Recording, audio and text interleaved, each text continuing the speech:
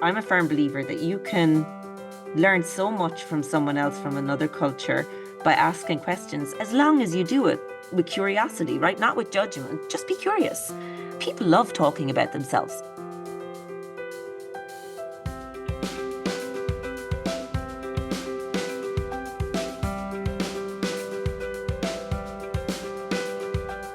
Hello, my name is Shirley Kavanagh, and you're very welcome to the Leadership Discoveries podcast. In this series, I chat with leaders across a variety of sectors and geographies who share their experience and views on a range of leadership topics. And today I'm delighted to have with me Dr. Eimear Nolan. Eimear is an Associate Professor of International Business at Trinity Business School in Dublin.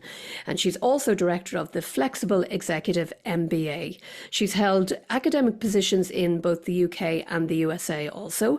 And her research interests are in expatriate adjustment, cultural agility, recruitment and retention strategies. Lots of interesting topics there. And Eimear also works directly with organisations to increase management and employees' cultural intelligence. Eimear, you're very welcome. Thank you very much, Shirley. And what a wonderful introduction. You sound fabulous, I have to say, and I know you are. The Flexible Executive MBA. Can we just start with that? Because I know there's a lot of people who listen to this podcast who talk about MBAs, who are interested perhaps in MBAs, but what you have is something quite different, actually. So just tell us a little bit about it. Yeah, I'd be delighted to. Yeah, it is different. And it kind of speaks to actually what you had mentioned in the beginning there, my love for anything around cross-cultural communication and learning from each other from across the world. So I moved back from the US in 2018 and I joined Trinity Business School. And at the time, they had face-to-face MBAs. So this idea was floating around. So this was pre-COVID. This idea was floating around about perhaps developing another strand to the MBA, a more online version, and if I'd be interested in leading that. So I immediately jumped on it, probably primarily really because I thought how wonderful would it be to have people from around the world learn from each other, where you have not only the subject areas that we're teaching, but then when they're in discussions, they're looking at things through their own cultural lens or perspective. So I was really, really excited. So that was, I suppose, the grain that really got me interested in it. And then secondly, at the time and still now, I'm a mother of two. My kids at the time were really, really young. So like brand new baby and 4. And I thought, gosh, if I wanted to go back to education again, I couldn't. Okay. With a full-time job, looking after 2 kids, living on the, if I wanted to go to Trinity, I was living on the, I live on the West Coast, the East. And I thought I wouldn't have the potential to do that. And how great would it be to have this opportunity to develop a program that would allow people in scenarios similar to my own to go back to education, because we talk a lot about education for like outreach programs, for example. But I always feel like there's very little conversation about an outreach program for people who have busy lives, who are, a lot of the people who come on our program are really in high-end leadership roles now. And just being not able to get back to commit to coming in at the weekends or commit to coming in the evenings because of everything they're trying to juggle. So from that, then I started out planning the Flexible Executive MBA in 2018. And so the whole idea of this program is it's primarily asynchronous, which means that when people come on the program, predominantly most of what they're learning is asynchronous. It's not live. Okay. So I give them like 2-week windows to cover a certain amount of content, and that kind of flows over every 2 weeks. And there's like lovely stop gaps, I call them, that like we're all great at saying, okay, we'll take on this extra work. But in order to make sure that people keep up with it, every 2 weeks, if you don't do the work, you kind of can't get on to the next 2 weeks. So there's that kind of checkpoint and a checkpoint with us too. And then at the beginning of the program, it's really important to meet people face to face initially in global virtual teams, because that's effectively what these people are, right? They're coming to take education in a global virtual environment and work very, very closely with each other in these teams. They come to campus the first week in September to us for like 5 days. We call it an immersion week, where they get to meet each other, they get to network, like we do speed networking and everything like that. And they get to understand as well what it's like to learn online, which is quite different. A lot of people think, oh, it's much easier. I would argue, I think it's actually a lot more difficult because the bonds that you make in a classroom and all the subtle cues that you can see physically when you're in a classroom, they're all lost in a virtual environment. So it takes a lot longer to establish those connections and have that commitment. And also that sense of resilience that when you're trying to juggle everything in the classroom, you could turn to someone beside you and go, God, this is hard. You know, are you finding the same? But that's actually a little bit more difficult in a virtual setting. So the program is 2 years in length, you know, as disastrous as COVID was. What it did do on a positive note, if you try to just put out some positives out of something like that, is it allowed everyone to understand that, you know what, if it's done right, you don't have to come in all the time to learn. You know, if it's structured in the right way, if the philosophy around the teaching is correct about how to do that, it's possible. And people became far more comfortable anyway with things like online meetings and Zoom. And the professors also were amazing. So they all upskilled and took training on how to teach online. So the program now is, since it launched kind of just as COVID really got a grip, which, like I said, that wasn't meant to happen. It just happened in 2020. You know, we're going strong. We've had 2 outgoing cohorts who've graduated, and the people who come on are wonderful. And they come from all over the world, high-end leadership roles across all disciplines. And I really think they actually not only graduate with an MBA, they graduate with an MBA also in cultural agility and understanding the vast differences in how people work, how people manage time or see time, for example, how they communicate, whether it's kind of more nuanced or is it just really direct. Like all of these things they have to work through Mhm. on top of actually completing their MBA. So it's challenging, but you know, at the end of the day, hopefully they all come out smiling and they're wonderful. So yeah, so that's the flexible MBA at Trinity Business School.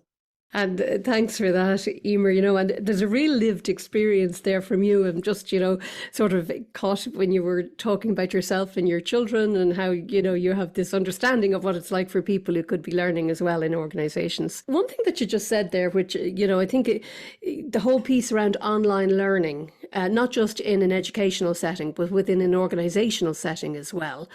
And there are some parallels coming into my head in relation to when you talk about setting it up for success. And I think one of the things that you just talked about there was people meeting together at the beginning to sort of, you know, build the bonds or whatever, and then going into their online learning environment.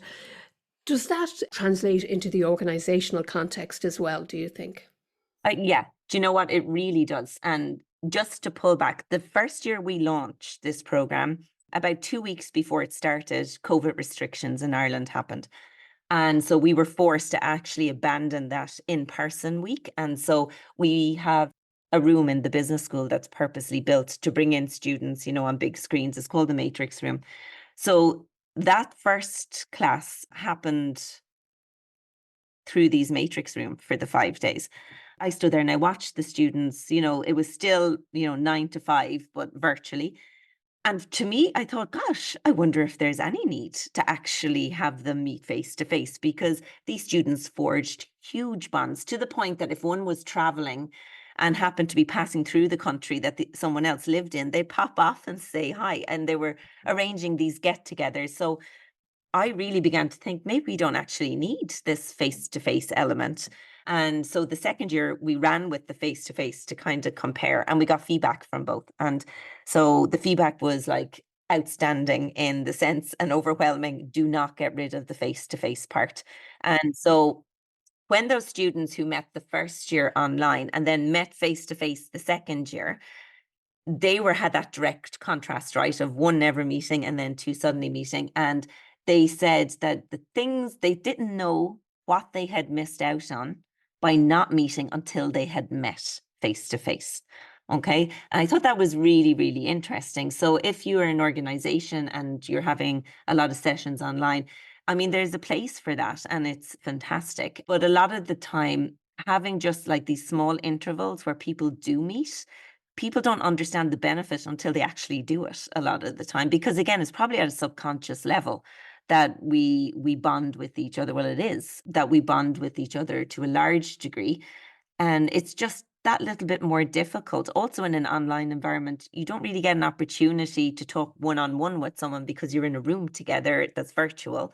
Whereas if you had met and you were in the classroom for a little bit and you walked out then maybe to get a coffee, you may walk with one person or two people and get to know them and make those friendships a little bit deeper. After that, the team decided to kind of survey, where should we go with this? Should we keep it online or face to face? And like I said, just from the feedback and then the feedback of the group that had met face to face originally, I said to them, okay, if we were now to say that won't happen anymore, how do you feel about that? They were all like, absolutely no. I'm still waiting for the person who says, actually, I'll just go online, because online sometimes is easier as well. These people are traveling from all over the world. So they're not just popping in from 30 minutes. They're flying in from as far away as Australia into the immersion week. So it'd be far easier for them to say, you know what, Eimear, don't do it anymore. It's too much cost. But they don't. They feel that that's really important. I think that's a really important point for industry also to realize is there's a place for both. And like for us, we only do that 5 days at the beginning of each year.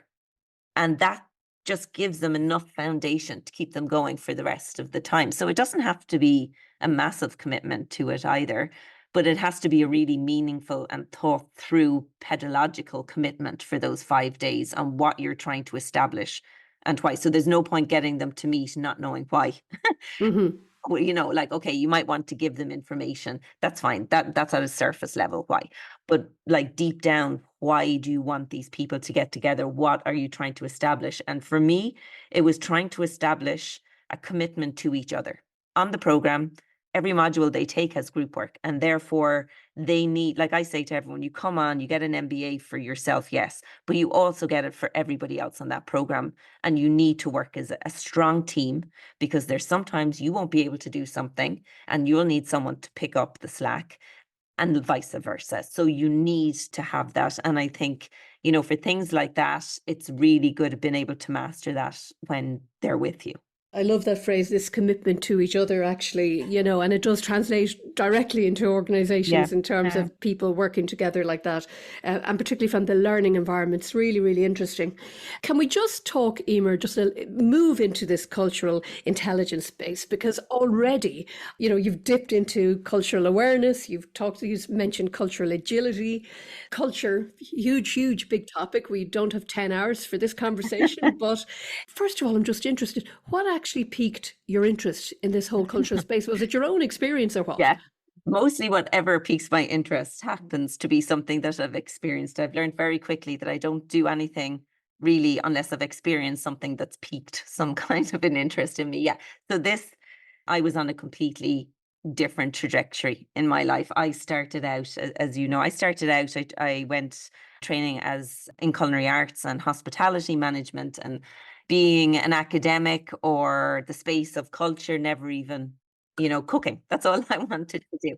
But in the process of that, and as time went on, I moved to Spain for a year without any Spanish, which in hindsight, not a good idea. Fantastic. Yeah, but great learning experience. Yeah. And for anyone listening or yourself, the Spanish are incredibly open to, if you say hola, they're like, oh my God, and they like jump on you and encourage you so much to try, and they're so respectful as well of the fact that you're trying to learn.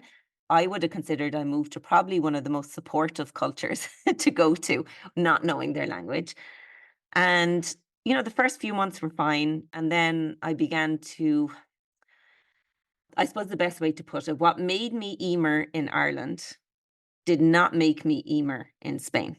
So what people would have saw as my personality traits, they didn't necessarily transfer very well. So Irish people are very sarcastic. And if we like you, we are even more sarcastic with you. Well, that doesn't translate very well to a culture that doesn't work the same way. So I began to feel, I suppose, at times a little bit misunderstood. And then I felt like, gosh, I felt like I was always I have to create this new identity of who I am here, because it's not the same as the person. So it starts to challenge all those inner values and assumptions and beliefs that you have, and you don't even know really why you have them, because you've grown up with them, and that's what culture is. But I started to go through all of this, and I remember, like, there was just that one point one day I was going with someone and we were going towards a McDonald's. And at this point, I could order McDonald's, right, Right. in Spanish. It wasn't good, but I could be understood. And I just could not do it. And I said to the person, can you just order it? And the person said to me, but no, like this is how you learn. You have to practice. And honestly, all I wanted to do was like hide in under a duvet and not come out again. And I didn't know why I was feeling all of this. So I was actually embarrassed and I just had no idea of all the emotions that I was feeling. So fast forward, I managed to kind of get through it.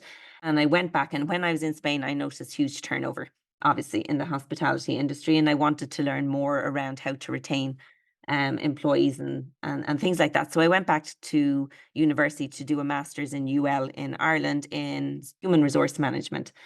And I remember during our first few weeks, the professor came in and he started to talk. Now, this is going back 20 years. He started to talk about this thing called culture shock. And I thought, oh my God, what I went through is actually a thing. I had no idea. And he talked about how people feel misunderstood and lonely and irritable and all those kind of things. And then he started to say, you know what? There's ways you can actually help. So if you know you go through, if we know in theory says most people will experience it to some degree, just knowing that it's something that you may experience can combat a lot of the actual feelings because you know it you're not, as I felt, I wasn't the weirdo. I just thought, oh my God, this is amazing. And I think in that class sitting there is where my entire career path went Right. completely. So I thought, okay, during that we had to do a dissertation in something. I thought it's absolutely in culture shock or cultural adjustment. And I thought, okay, as a chef, who am I really going to hurt if I give someone, like if I don't really understand the nuances in the back of the kitchen, and not very many. So, what profession would this actually have profound impacts for? And I straight away I thought healthcare sector. Ireland is, has so many, we rely on so many non-nationals. So I did my master's on Indian nurses down in Waterford Regional Hospital on their cultural adjustment to Ireland, and it was interviews and it was so fascinating the stories that they shed to me, like how they felt misunderstood, right? Because in Ireland, a large part of our socializing does, because I think, to be honest, around the weather, revolve around a pub. And they felt that it's not correct for them to go into a pub. So they felt like that the Irish nurses didn't fully understand. They weren't just saying no because they didn't want to socialize. They were saying no as to where the socializing was happening. And so they started to speak about that. So then I thought, oh, this is so who else could I talk to? And then I thought, oh my gosh, all the doctors that are coming for here. What is happening? So that led into that same professor who walked in that day and talked about culture shock. I played him and he became my supervisor for my PhD then in the cross-cultural adjustment and person environment fit of international NCHDs, they're called in Ireland, non-consultant hospital doctors in Ireland. And that's really, so it was really down to an experience I had that really profoundly shook me in a sense of who I am and how who I am changes depending on where I am. And that's not to say you have to adopt another culture, but it means you have to adjust. And what really nice is you can take bits of all the different cultures you lived in and kind of mush them all together. And when you go home, when I came back from America, and back to Ireland, I had to go through this whole readjustment of what it's like to live in Ireland again. So when I taught in the US, I used to use the Irish lingo first. So I'd say like the bin or the garage. And then more of my classes it involved students putting their hands up, going, what do you mean? What's a bin? I changed my lingo to say the trash can and the garage and water. And I changed the way I spoke so that people would understand me easier and that wouldn't be so much of a barrier. But when I came home, an Irish sarcasm, I remember standing at the side of a hurling pitch. I think I was only, my kid was there. I don't play hurling. And someone just said to me, gosh, do you know, you're not in America anymore. Would you stop using those words? And I thought, oh my God, here we go again. And so like a readjustment to unlearn parts of what I learned to fit in somewhere else, I need to readjust. So that's actually called, you can call it lots of things, but it's like a re-entry culture shock where you have to then the person that you went away with and the person you come back as are relatively two different people. And your memory is only remembering the person you left at. And then you realize you're also now not really fully understood, even back in your own culture. So, it's exciting, it's interesting, but that's where That's where all of it came from. The interest came from, and it just spanned out from there. It's great.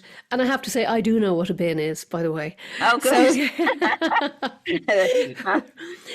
and for our American listeners, of course, it's the trash can. Just around that whole piece of, assimilating into a new culture. So when we think of leaders in organizations, can we prepare people or can we educate people? Or is it something you have to learn by doing almost, and reflecting your experience? What's the best way for people who might be going on expatriate assignments, particularly, I'm thinking of? I'm going to break that down into 2 points. So, yeah, I do a lot of consultancy where I go into companies and I speak to them about this concept of what it is, why it matters. The whole focus there is to bring awareness, right? And that's what I lacked when I went to Spain. I was not aware that things like this could happen or the impact it could have on me. Now that I'm aware that the impact it can have on others, right? So as a leader, understanding and being aware, first off, if you have employees coming from other cultures, they're not only trying to understand what it's like to work in your company or work for you or work for the climate in which your organization operates. They're also trying to understand where to get their food that they like, how the housing system works, how to make friends, how to socialize. So everything that they're used to overall has changed, not only in their work life, but in their personal life. And just a simple awareness of that, that you can meet an employee in a corridor and say, hey, how are you getting on? How are you fitting in? It was Thanksgiving a couple of weeks ago. How did that go for you? That kind of simple, almost most people would see as maybe even as irrelevant, means so much to someone when they're feeling lonely and when they feel misunderstood. Having someone actually acknowledge that, it's not just only in the organization that you're trying to get used to, it's actually everything. And how is that going? So the awareness part for me is key, right? And anything after that is upskilling and experience. Okay. So most people, and luckily, we have so many people now working together from different cultures that really everyone to a large degree is going through the same thing, just coming from a different culture. So there is an experience part of it that is essential. And then the learning part. I mean, there's just so many resources now that you can use to read, whether it's newspaper articles or just to read like journal papers, podcasts like this, just to understand what makes people different. So there's like I mentioned before, you have communication styles. So there's some cultures that will like to give feedback in a very direct way because they see it as very productive. It's not meant to be a way to insult or offend. It's actually seen as a really good thing to say, hey, no, that's not good. This is what might be better. That's not to insult you. That's to actually make the outcome better for everybody. But if you're coming from a culture where it's more nuanced and you don't say those things, you're going to get really offended when someone says that to you. And you can learn these. These are mapped out to say in certain cultural contexts, this is what, for example, someone from Ireland prefers, whereas this is what someone from the Netherlands will prefer. And yes, you can learn those things and understand that not everyone sees the world through the same lens that you do. And when people do irritate you, or when you irritate someone else, instead of being reactionary and thinking it's them, certainly not me, stop and think, gosh, where could that communication have broken down? And I promise you, more often than not, it's probably a cultural misunderstanding that's happened where there's no right or wrong. It's just a matter of understanding the other's perspective. And there, absolutely, you can build on and you can learn, and you can only you can learn a lot in books. But I really do think the best way to learn Yeah. is by mistake. So, you'll learn by getting yourself in those scenarios. Where you won't learn is by getting yourself in those scenarios and blaming someone else for it. You'll only learn if you stop and take a moment and say, could this actually be down to a misunderstanding?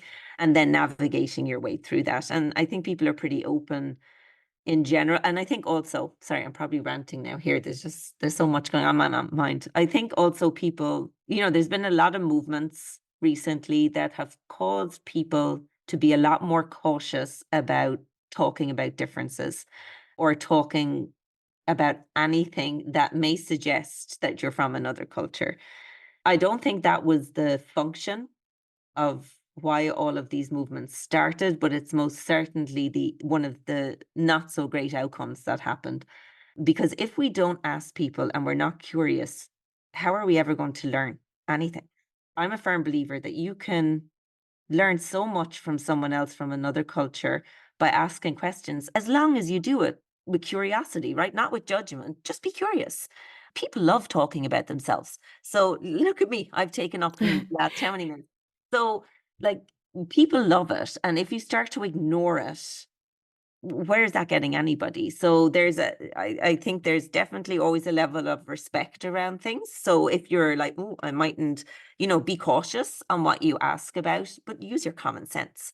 And on the other side of it, be curious, be inquisitive. And, it's not about trying to alleviate the differences. It's about understanding them. That's all. And what you're saying is so important, particularly at this time in the world, where there are sensitivities. And I think the point you're making is really important that, if things are coming from a good place, if we're asking to learn more, and it's okay to make mistakes, isn't it? And often we can kind of get ourselves tied up in knots because we're afraid to say something in case it's the wrong thing to say. Oh, yeah. But I presume what you're saying is if we're doing it with good intent and articulating it as such, it's far better doing that. Far better doing it than doing nothing, isn't it? Yeah. Nothing's always, in situations where we have to work together, we have to be productive together in organizations, avoiding any form of you might as well just avoid communicating Yeah, so yeah, yeah. and run it through AI if you want this perfect outcome. But as humans, we have to understand that what makes us all different also makes us so much better together when we work together because we come up with far more ideas. We're far more innovative. We're far more inquisitive. We're actually far more productive when we work with people because, like I had said with the MBA, if you had a boardroom and you put a question and there was like 5 executives and they're all of one culture and you give them a question, yeah, okay, great. They'll come up with maybe 5, 6 solutions, right? Now change and everyone is a different culture. So now you have 5 different cultures. Give them the same question, you'll probably have 30 ideas. And so that is so powerful for an organization to render and use instead of being too afraid to do it. The whole thing is about being inquisitive, taking the time to understand. And I think another point I've noticed is when you start talking about culture and understanding another culture, people become rather protective of their own. And they say, oh, well, this person is in my culture. They need to act. Well, okay, but that's not what we're talking about. We're only, so people become very defensive very, very quickly because we're all feel our culture is the culture.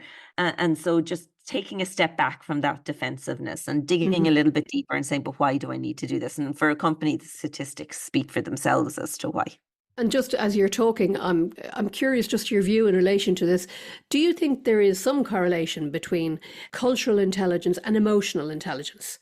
Because empathy seems to be coming through from what you're saying as well there. So I'm just wondering, just your thoughts on that. Yeah, absolutely. Of course, there is. That's going to be the difference as to where you understand how to say something in the correct way. Hmm. And I don't mean being correct in you're correct in what you're saying, but the tone or reading the body language or understand, or sometimes even understanding, maybe I shouldn't be inquisitive beyond this point on that topic, which is all down to the emotional intelligence as well. Absolutely. I mean, they're heavily linked. Yeah. Yeah. And you just mentioned earlier on there artificial intelligence. And I know you've got a deep interest in this. Just what are your hopes and fears for generative AI? Yeah, God, that's a minefield, isn't it? That's a huge question. We don't have that long now. Don't have that long. Yeah, no. Like anything, technology is going to evolve. AI is here. It's here to stay, and it is going to get better at what it does, right? Because anything that learns from itself, as we're talking about now, whether it's technology or humans, they will advance. So a lot of my interest around AI is I actually did a course recently in MIT on it, AI and strategy in business, and I'm really interested because I feel there's a place for it that's really, really good.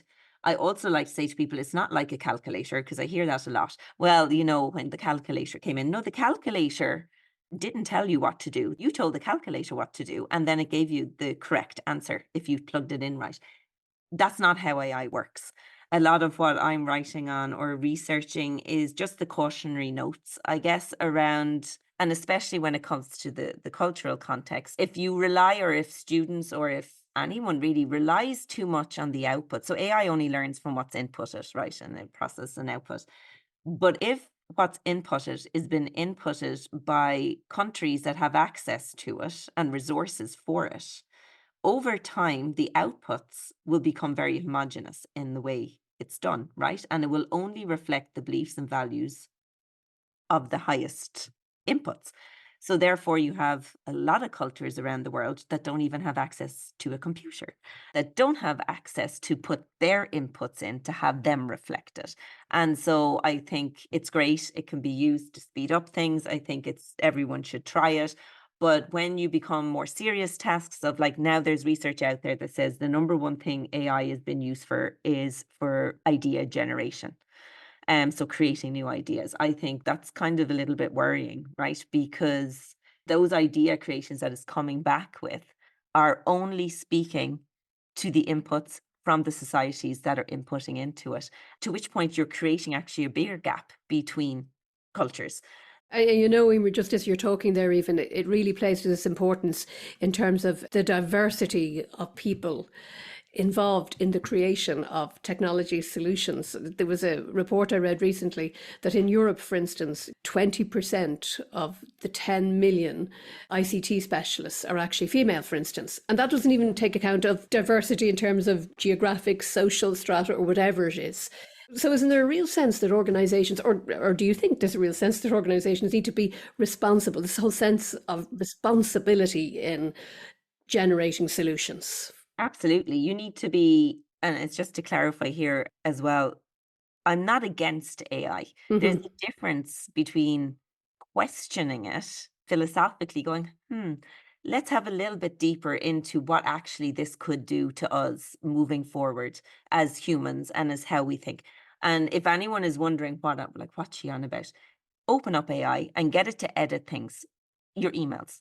Get it to do it for 2 weeks. And then I want you to go back and write your email yourself. I guarantee you that you're going to notice that it has become harder for you now to write that email because you have outsourced it for a period of time. And that part of your brain then goes, oh, well, that's dealt with. You be kind of unlearn what you've just learned by using it too much. And if you unlearn more, like doing that with an email is no problem. But like if you start unlearning things to that degree that quickly by relying on it, what more will you unlearn that's actually a necessity for you? So if anyone ever, I always just say, just do it. Use it for one task for a couple of weeks and then go back and try to do the task yourself. And your brain will go, wait, what now? Yeah. That's the problem. It's right there is where I am a little bit cautious on the bigger things that AI can disrupt.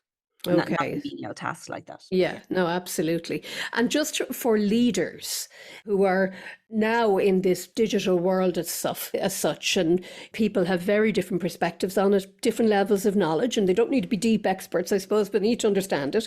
What would you be saying to leaders now who, have teams, have responsibilities, multiple stakeholders, in this world that we're existing in, which is moving at pace, of course?